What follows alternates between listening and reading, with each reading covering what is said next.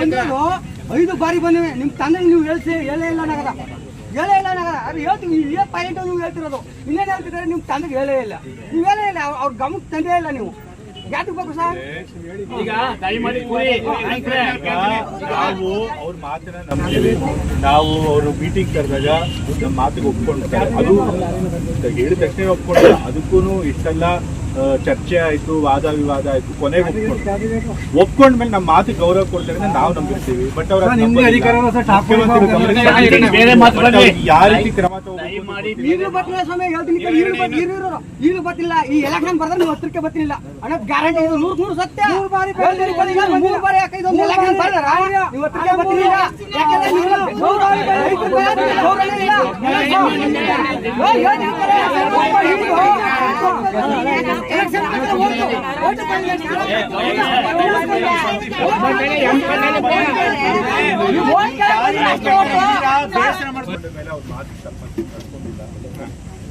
ಏನ್ ಕ್ರಮ ತಗೊಂಡು ಗೊತ್ತಾಗಿಲ್ಲ. ಅಪ್ಪನ ಹತ್ರ ಮಾತಾಡಿ ಚುನಾವಣೆ ಆಗಲಿ. ಈಗ ಒಕ್ಕತೆ ಸ್ವಾಮಿಗಳೇ ದಯಮಾಡಿ ನಾವೇನು ನಿಮ್ಮನ್ನು ಈ ಪ್ರಶ್ನೆ ಕೊಡಿಯೋದು ಕೆಲವಿಲ್ಲ. ಈಗಾಗಲೇ 32 ವರ್ಷಾಗಿದೆ. ನೀವು ಗೊತ್ತಾಗುತ್ತೆ, ನಾನು ನಿಮ್ಮ ಪರವಾಗಿ ಹೇಳಿದ್ದು ಅವರು ಒಪ್ಕೊಂಡು 14 ಜನಕ್ಕೆ ಕೊಡ್ತೀವಿ ಅಂತ ಕೆಲಸ. ಬಟ್ ಇನ್ನೂ ಕೊಟ್ಟಿಲ್ಲ. ನಮ್ಮ ಹತ್ರ ಒಪ್ಕೊಂಡು ಹೋಗ್ತಾರೆ, ಆಮೇಲೆ ವಾಪಸ್ ಹೋದ್ಮೇಲೆ ಮಾತಿಗೆ ತಪ್ಪುತ್ತಾರೆ. ನಾವ್ ಏನ್ ಮಾಡಕ್ಕಾಗ್ತದೆ? ಅವ್ರ ಮೇಲೆ ಯಾವ ರೀತಿ ಕ್ರಮ ತಗೋಬೇಕು ಅಂದ್ರೆ ಗೊತ್ತಾಗ್ತದೆ.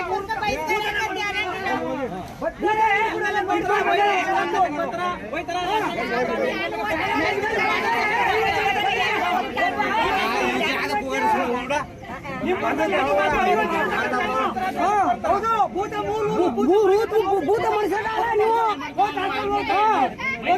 ಎಲೆಕ್ಷನ್ ಬಹಿಷ್ಕಾರಕ್ಕೆ ಹೋಗಿ ಎಲೆಕ್ಷನ್ ಬಹಿಷ್ಕಾರ ಮಾತಾಡೋದು. ಯಾರು ಮಾತಾಡೋದು?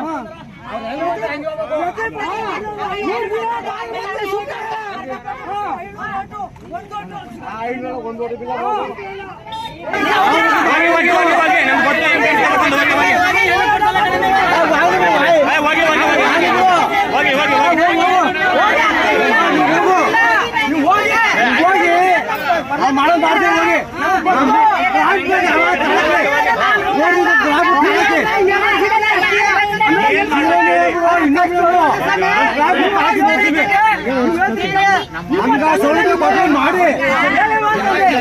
ಮಾಡಿ ನಮ್ಮ ಮಾತ್ರ ಬೇಡ.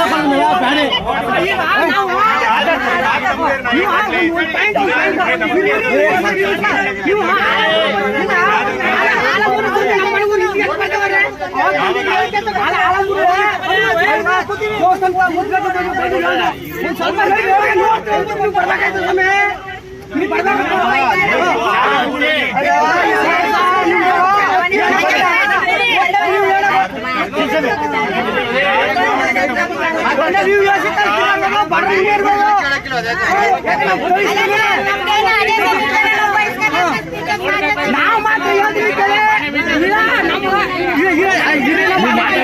ಒಬ್ರು ಮಾತಾಡಿ ಒಬ್ರು ಬಿಡದಾರೆ ಒಬ್ರು 26 ತಾರೀಕು ಆಳ್ಗಂಚ ಭೂತ ಮುಡಿಸೋ ಓಟ್ ಹಾಕಲ್ಲ.